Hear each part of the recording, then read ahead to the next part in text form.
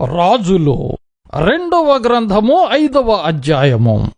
Syria రాజు సైన్యాధిపతి అయిన నయమాను అనునొకడుండెను. అతని చేత యెహోవాయే సిరియా దేశమునకు జయము కలుగజేసియుండెను గనుక అతడు తన యజమానుని దృష్టికి ఘనుడై దయ పొందినవాడాయను. అతడు మహాపరాక్రమశాలి అయ్యుండెను గాని అతడు కుష్ఠరోగి. సిరియనులు గుంపులు గుంపులుగా బయలుదేరి ఇశ్రాయేలు దేశము మీదికి పోయియుండిరి. వారచ్చట నుండి ఒక చిన్నదాని చెరగొనితేగా అది నయమాను భార్యకు పరిచారము చేయుచుండెను. అది షోమ్రోనులోనున్న ప్రవక్త దగ్గర నా ఏలినవాడుండవలెనని నేనెంతో కోరుచున్నాను. అతడు నా ఏలిన వానికి కలిగిన కుష్ఠరోగమును బాగుచేయునని తన యజమానురాలితో అనెను. నయమాను రాజు నద్దకు పోయి ఇశ్రాయేలు దేశపు చిన్నది చెప్పిన మాటలను అతనికి తెలియజేయగా, సిరియా రాజు, నేను ఇశ్రాయేలు రాజునకు దూత చేత పత్రిక పంపించదనని ఆజ్ఞ ఇచ్చెను గనుక అతడు 20 మణుగుల వెండియు 1,20,000 రూపాయల బంగారును 10 దుస్తుల బట్టలను తీసుకుని పోయి ఇశ్రాయేలు రాజునకు పత్రికను అప్పగించెను. ఆ పత్రికలో ఉన్న సంగతి ఏదనగా, నా సేవకుడైన నయమానుకు కలిగిన కుష్ఠరోగమును నీవు బాగు చేయవలెనని ఈ పత్రికను అతని చేత నీకు పంపించియున్నాను. ఇశ్రాయేలు రాజు ఈ పత్రికను చదివి వస్త్రములు చింపుకొని, చంపుటకును బ్రతికించుటకును నేను దేవుడనా? ఒకనికి కలిగిన కుష్ఠరోగమును మాన్పుమని నా యొద్దకు ఇతడు పంపుట ఏమి? నాతో కలహమునకు కారణము అతడెట్లు వెతుకుతున్నాడో మీరు ఆలోచించుడనెను. ఇశ్రాయేలు రాజు తన వస్త్రములను చింపుకొనిన సంగతి దైవజనుడైన ఎలీషాకు వినబడినప్పుడు అతడు, నీ వస్త్రములు నీవెందుకు చింపుకొంటివి? ఇశ్రాయేలులో ప్రవక్త ఒకడున్నాడని అతనికి తెలియబడినట్లు అతని నా యొద్దకు రానిమ్ము అని రాజునకు వర్తమానము చేసెను. నయమాను గుర్రములతోనూ రథములతోనూ వచ్చి ఎలీషా ఇంటి ద్వారము ముందర నిలిచియుండగా, ఎలీషా, నీవు యొర్దాను నదికి పోయి 7 మారులు స్నానము చేయము, నీ ఒళ్ళు మరల బాగై నీవు శుద్ధుడవగుదువని అతనితో చెప్పుటకు ఒక దూతను పంపెను. అందుకు నయమాను కోపము తెచ్చుకొని తిరిగిపోయి ఇట్లనెను, అతడు నా యొద్దకు వచ్చి నిలిచి తన దేవుడైన యెహోవా నామమును బట్టి తన చెయ్యి రోగముగా ఉన్న స్థలము మీద ఆడించి కుష్ఠరోగమును మాన్పునని నేననుకుంటునే. దమస్కు నదులైన అబోనాయును ఫర్ఫరును ఇశ్రాయేలు దేశములోని నదులన్నిటికంటే శ్రేష్టమైనవి కావా? వాటిలో స్నానము చేసి శుద్ధి నొందలేనా అని అనుకుని రౌద్రుడై తిరిగి వెళ్ళిపోయాను. అయితే అతని దాసులలో ఒకడు వచ్చి, నాయనా, ఆ ప్రవక్త ఏదైనా ఒక గొప్ప కార్యము చేయుమని నియమించిన ఎడలా నీవు చేయకుందువా?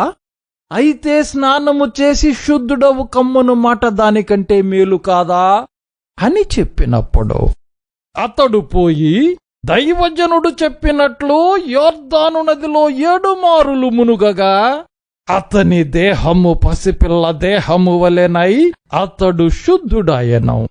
అప్పుడతడు తన పరివారముతో కూడా దైవజనుని దగ్గరకు తిరిగి వచ్చి అతని ముందర నిలిచి, చిత్తగించుమో, ఇశ్రాయేలులోనున్న దేవుడు తప్ప లోకమంతటి యందును మరి ఒక దేవుడు లేడని నేను ఎరుగుదును.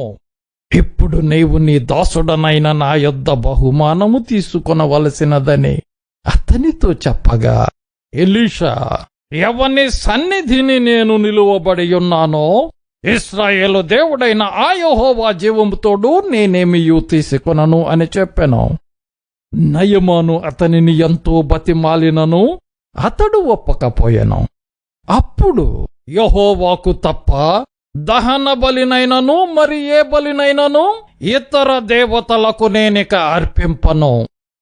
2 కంచరగాడిదలు మోయుపాటి మన్ను నీ దాసుడనైన నాకు ఇప్పించకూడదా? నా యజమానుడు మ్రొక్కుటకు రిమ్మోను గుడిలో చొచ్చి నా చేతి మీద ఆనుకునున్నప్పుడు నేను రిమ్మోను గుడిలో నమస్కారము చేసిన ఎడలా రిమ్మోను గుడిలో నేను నమస్కారము చేసిన సంగతి గూర్చి యెహోవా నీ దాసుడనైన నన్ను క్షమించునుగాకని నయమాను చెప్పగా, ఎలీషా, నెమ్మది కలిగి పొమ్మని అతనికి సెలవిచ్చెను. అతడు ఎలీషా యొద్ద నుండి వెళ్లి కొంత దూరము సాగిపోయెను. అంతటా దైవజనుడైన ఎలీషాకు సేవకుడు గేహజీ, సిరియనుడైన ఈ నయమాను తీసుకుని వచ్చిన వాటిని అంగీకరించుటకు నా యజమానునికి మనస్సు లేకపోయెను గాని యెహోవా జీవముతోడు నేను పరిగెత్తుకుని పోయి అతని కలిసికొని అతని యొద్ద ఏదైనను తీసుకుందుననుకుని నయమానును కలిసికొనుటకై పోవుచుండగా, నయమాను తన వెనుక నుండి పరుగున వచ్చుచున్న వానిని చూచి తన రథము మీద నుండి దిగి వానిని ఎదుర్కొని క్షేమమా అని అడిగాను. అందుకతడు క్షేమమే అని చెప్పి, నా యజమానుడు నా చేత వర్తమానము పంపి, ప్రవక్తల శిష్యులలో 2 యవనులు ఎఫ్రాయిము మన్యము నుండి నా యొద్దకు ఇప్పుడే వచ్చరి గనుక నీవు వారి కొరకు 2 మణుగుల వెండియు 2 దుస్తుల బట్టలును దయచేయుమని సెలవిచ్చుచున్నాడనెను. అందుకు నయమాను, నీకు అనుకూలమైతే రెట్టింపు వెండి తీసుకునుమని బతిమాలి 2 సంచులలో 4 మణుగుల వెండి కట్టి 2 దుస్తుల బట్టలనిచ్చి తన పనివారిలో 2 మీద వాటిని వేయగా వారు గేహజీ ముందర వాటిని మోసికొని పోయిరి. మెట్ల దగ్గరకు వారు రాగానే వారి యొద్ద నుండి గేహజీ వాటిని తీసుకొని ఇంటిలో దాచి వారికి సెలవీయగా వారు వెళ్ళిపోయిరి. అతడు లోపలికి పోయి తన యజమానుని ముందర నిలువగా ఎలీషా వానిని చూచి, గేహజీ, నీ వెచ్చట నుండి వచ్చితివని అడిగినందుకు వాడు, నీ దాసుడనైన నేను ఎచ్చటికి నీ పోలేదనెను. అంతటా ఎలీషా వానితో, ఆ మనుష్యుడు తన రథము దిగి నిన్ను ఎదుర్కొనుటకు తిరిగి వచ్చినప్పుడు నా మనస్సు నీతో కూడా రాలేదా? ద్రవ్యమును, వస్త్రములను, ఒలీవ చెట్ల తోటలను, ద్రాక్ష తోటలను, గొర్రెలను, ఎడ్లను, దాసదాసీలను సంపాదించుకొనుటకు ఇది సమయమా? కాబట్టి నయమానునకు కలిగిన కుష్టు నీకును నీ సంతతికి నీ సర్వకాలము అంటియుండునని చెప్పగా వాడు మంచు వలె తెల్లనైన కుష్టము గలిగి ఎలీషా ఎదుట నుండి బయటికి వెళ్ళెను. రాజులు 2వ గ్రంథము 6వ అధ్యాయము. అంతట ప్రవక్తల శిష్యులు ఎలీషా యొద్దకు వచ్చి, ఇదిగో నీ యొద్ద మాకున్న స్థలము ఇరుకుగానున్నది.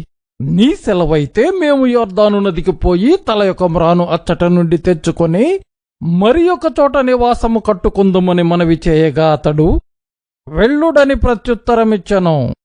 ఒకడు, దయచేసి నీ దాసులమైన మాతో కూడా నీవు రావలనని కోరగా అతడు, నేను వచ్చదనని చెప్పి వారితో కూడా పోయెను. వారు యోర్దానుకు వచ్చి మ్రానులు నరుకుచుండెరి. ఒకడు దూలము నరుకుచున్నప్పుడు గొడ్డలి ఊడి నీటిలో పడిపోగా వాడు, అయ్యో నా ఏలినవాడా, అది ఎరువు తెచ్చినదని మొర్రపెట్టెను గనుక ఆ దైవజనుడు అదెక్కడ పడినని అడిగెను. వాడు అతనికి స్థలమును చూపింపగా అతడు కొమ్మ ఒకటి నరికి నీళ్లలో వేయగా గొడ్డలి తేలెను. అతడు దాని పట్టుకొనుమని వానితో చెప్పగా వాడు తన చెయ్యి చాపి దానిని పట్టుకొనెను. సిరియా రాజు ఇశ్రాయేలుతో యుద్ధము చేయవలెనని కోరి తన సేవకులతో ఆలోచన చేసి ఫలాని స్థలమందు మన దండుపేట ఉంచుదామని చెప్పెను. అయితే ఆ దైవజనుడు ఇశ్రాయేలు రాజునకు వర్తమానము పంపి, ఫలాని స్థలమునకు నీవు పోవద్దు, అచ్చటికి సిరియనులు వచ్చి దిగియున్నారని తెలియజేసెను గనుక ఇశ్రాయేలు రాజు దైవజనుడు తనకు తెలిపి హెచ్చరిక చేసిన స్థలమునకు పంపి సంగతి తెలుసుకుని తన వారిని రక్షించుకొనెను. ఈలాగు మాటిమాటికి జరుగుచూ వచ్చినందున సిరియా రాజు కల్లోలపడి తన సేవకులను పిలిచి, మనలో ఇశ్రాయేలు రాజు పక్షము వహించిన వారెవరైనది మాకు తెలియజెప్పరాదా అని వారినడుగగా అతని సేవకులలో ఒకడు, రాజవైన నా ఏలినవాడా, ఇశ్రాయేలు రాజుపక్షమున ఎవరునూ లేరు గాని ఇశ్రాయేలులోనున్న ప్రవక్తయగు ఎలీషా మీ అంతఃపురమందు మీరు అనుకునిన మాటలు ఇశ్రాయేలు రాజునకు తెలియజేయుననెను. అందుకు రాజు, మేము మనుష్యులను పంపి అతని తెప్పించున్నట్లు నీవు వెళ్ళి అతడుండు చోటు చూచి రమ్ము అని సెలవీయగా అతడు దోతానులో ఉన్నాడని వర్తమానము వచ్చెను. కాబట్టి రాజు అచ్చటికి గుర్రములను రథములను గొప్ప సైన్యమును పంపెను. వారు రాత్రి వేళ వచ్చి నలుదిశలను పట్టణమును చుట్టుకొనగా దైవజనుడైన అతని పనివాడు పెందలకడ లేచి బయటకు వచ్చినప్పుడు గుర్రములను రథములను గల సైన్యము పట్టణమును చుట్టుకొని ఉండుట కనబడెను.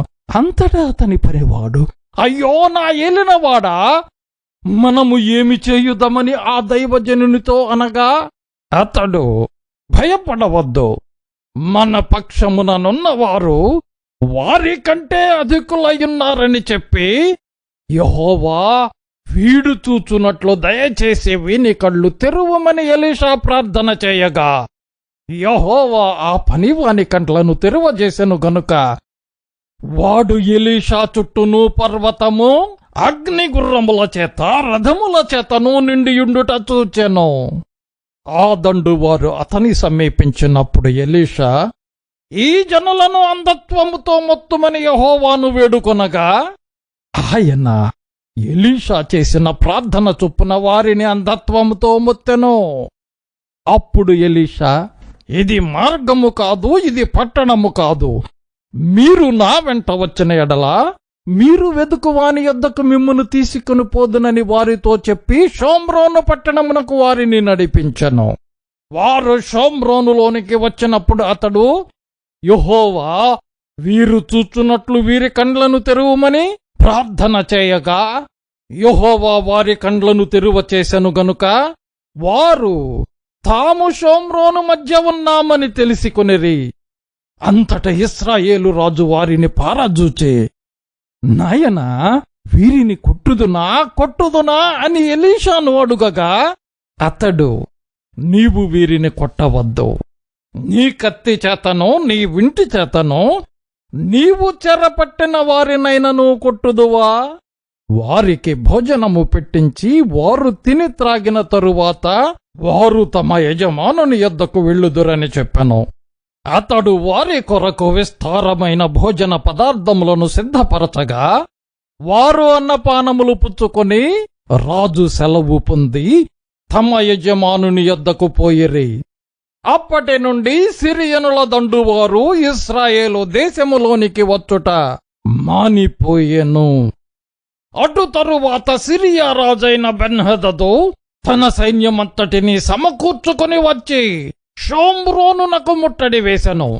అప్పుడు షోమ్రోనులో గొప్ప క్షామము కలిగి ఉండగా గాడిద యొక్క తల 80 రూపాయలకును అరపావు పావురపు రెట్ట 5 రూపాయలకును అమ్మబడెను. వారు అంత కఠినముగా ముట్టడి వేసియుండెరి. అంతటా ఇశ్రాయేలు రాజు పట్టణపు ప్రాకారము మీద సంచారము చేయగా ఒక స్త్రీ రాజును చూచి, రాజవైన నా ఏలినవాడా, సహాయము చేయుమని కేకలు వేయుట విని, యెహోవా నీకు సహాయము చేయనిది నేనెక్కడ నుండి నీకు సహాయము చేయుదును? కళ్ళములో నుండి అయినను ద్రాక్ష గానుగలో నుండి అయినను దేనినైనను ఇచ్చి సహాయము చేయ వల్ల పడదని చెప్పి నీ విచారము నాకు కారణమేమని అడుగగా అది, ఈ స్త్రీ నన్ను చూచి నేటి ఆహారమునకు నీ బిడ్డను ఇమ్ము, రేపు మనము నా బిడ్డను భక్షించుదము అని చెప్పినప్పుడు మేము నా బిడ్డను వంట చేసుకొని తింటిమి.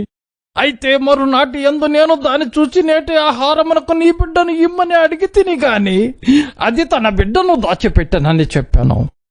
రాజు ఆ స్త్రీ మాటలు విని తన వస్త్రములను చిప్పుకొని ఇంక ప్రాకారము మీద నడిచిపోవుచుండగా జనులు అతని తేరి చూచినప్పుడు లోపల అతని ఒంటి మీద గూనె పట్ట కనబడెను. తరువాత రాజు, పాషాతు కుమారుడైన ఎలీషా యొక్క తల ఈ దినమున అతని పైన నిలిచియున్న ఎడల దేవుడు నాకు గొప్ప అపాయము కలుగజేయునుగాక అనెను. అయితే ఎలీషా తన ఇంట కూర్చుని ఉండగా పెద్దలును అతనితో కూడా కూర్చుండి ఉన్నప్పుడు రాజు ఒక మనిషిని పంపెను. ఆ పంపబడిన వాడు ఎలీషా దగ్గరకు రాకమునిపే అతడు ఆ పెద్దలను చూచి ఈ నరహంతకుని కుమారుడు నా తలను కొట్టివేయుటకు ఒకని పంపియున్నాడని మీకు తెలిసినదా? మీరు కనిపెట్టియుండి ఆ దూత రాగా వాడు లోపలికి రాకుండా తలుపులతో వానిని వెలుపలికి తోసి తలుపు మూసివేయడి. వాని యజమానుని కాళ్ల చప్పుడు వాని వెనుక వినబడును గదా అని వారితో చెప్పుచుండగా ఆ దూత అతని యొద్దకు వచ్చెను. అంతట రాజు, ఈ కీడు యెహోవా వలననైనదే, నేను ఇక ఎందుకు యెహోవా కొరకు కనిపెట్టి ఉండవలెననెను. రాజులు 2వ గ్రంథము 7వ అధ్యాయము. అప్పుడు ఎలీషా రాజుతో ఇట్లనెను, యెహోవా మాట ఆలకించుము. యెహోవా సెలవిచ్చున్నదేమనగా, రేపు ఈ వేళకు షోమ్రోను ద్వారమందు రూపాయి 1 ఒక మానిక సన్నని పిండియు, రూపాయి 1 2 మానికల యవలును అమ్మబడును. అందుకు ఎవరి చేతి మీద రాజు ఆనుకునియుండెనో ఆ అధిపతి, యెహోవా ఆకాశమందు కిటికీలు తెరిచినను అలాగు జరుగునా అని దైవజనునికి ప్రత్యుత్తరమీయగా అతడు, నీవు కన్నులార దానిని చూచెదవు గాని దానిని తినకుందువని అతనితో చెప్పాను. అప్పుడు పట్టణపు గుమ్మమునొద్ద 4 కుష్ఠరోగులుండగా వారు ఒకరినొకరు చూచి, మనము చచ్చిపోవు వరకు ఇచ్చట ఎందుకు కూర్చుండవలెను? పట్టణములోనికి పోవుదమనుకుంటే మా పట్టణమందు క్షేమమున్నందున అచ్చట చచ్చిపోదము, ఇచ్చట ఊరక కూర్చున్నను ఇచ్చట చచ్చిపోదము. పదండి, సిరియనుల దండుపేటలోనికి పోవుదము రండి. వారు మనలను బ్రతుకనిచ్చిన బ్రతుకుదుము, మనలను చంపిన చత్తుమని చెప్పుకొని సందె చీకటి యందు సిరియనుల దండుపేటలోనికి పోవలెనని లేచి సిరియనుల దండు వెలుపలి భాగమునొద్దకు రాగా అచ్చట ఎవరునూ కనబడకపోయిరి. యెహోవా రథముల ధ్వనియు గుర్రముల ధ్వనియు గొప్ప సమూహపు ధ్వనియు సిరియనుల దండునకు వినబడునట్లు చేయగా వారు మన మీదికి వచ్చుటకై ఇశ్రాయేలు రాజు హిత్తీయుల రాజులకును ఐగుప్తీయుల రాజులకును బత్తెమి చేయున్నాడని సిరియనులు ఒకరితోనొకరు చెప్పుకొని లేచి తమ గుడారములలోనైనను గుర్రములలోనైనను గాడిదలలోనైనను దండుపేటలోనున్న వాటిలోనైనను ఏమీయో తీసి కొనకయే తమ ప్రాణములు రక్షించుకొనుట చాలుననుకొని సందె చీకటిని ఉన్నది ఉన్నట్టుగా పేట విడిచి పారిపోయియుండిరి. కాబట్టి ఆ కుష్ఠరోగులు దండుపేట వెలుపటి భాగమునొద్దకు వచ్చి ఒక గుడారము చొచ్చి భోజన పానములు చేసి అచ్చట నుండి వెండి బంగారములను బట్టలను ఎత్తుకొని పోయి దాచిపెట్టి తిరిగి వచ్చి మరి ఒక గుడారము చొచ్చి అచ్చట నుండి సొమ్ము ఎత్తుకొని పోయి దాచిపెట్టిరి.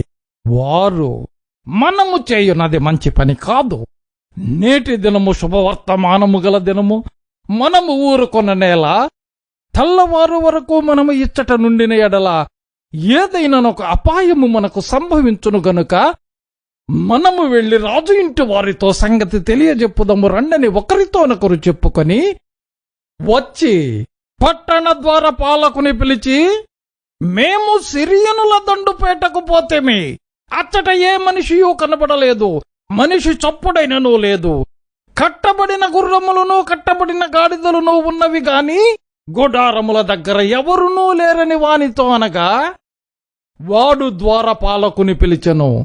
వారు లోపలనున్న రాజు ఇంటి వారితో ఆ సమాచారము తెలియజెప్పగా రాజు రాత్రి యందు లేచి తన సేవకులను పిలిచి, సిరియనులు మనకు చేసిన దానిని నేను మీకు చూపింతును.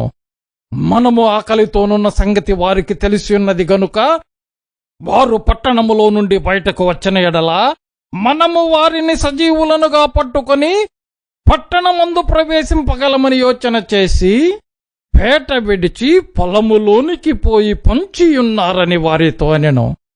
అప్పుడు అతని సేవకులలో ఒకడు ఇలాగు మనవి చేశాను, ఇంతకు ముందు ఇశ్రాయేలు వారలలో బహుమంది మనుష్యులు లయమైపోయిరి గదా, ఇక 5 లయమైపోవుట అబ్బురమా? నీకు అనుకూలమైన ఎడల పట్టణమందు మిగిలియున్న రౌతులలో 5 తీసుకొని పొమ్ము, మనము వారిని పంపి చూచెదమని చెప్పాను. వారు జోడురథములను వాటి గుర్రములను తీసుకొనగా సిరియనుల సైన్యము వెనుకపోయి చూచి రండని రాజు వారికి సెలవిచ్చి పంపాను.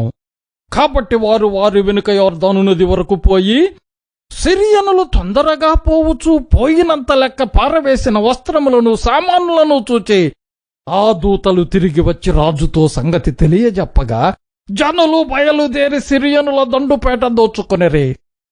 కాబట్టి యెహోవా మాట చొప్పున రూపాయి ఒకటింటికి 1 మానిక సన్నని పిండియు 2 మానికల యవలును అమ్మబడెను.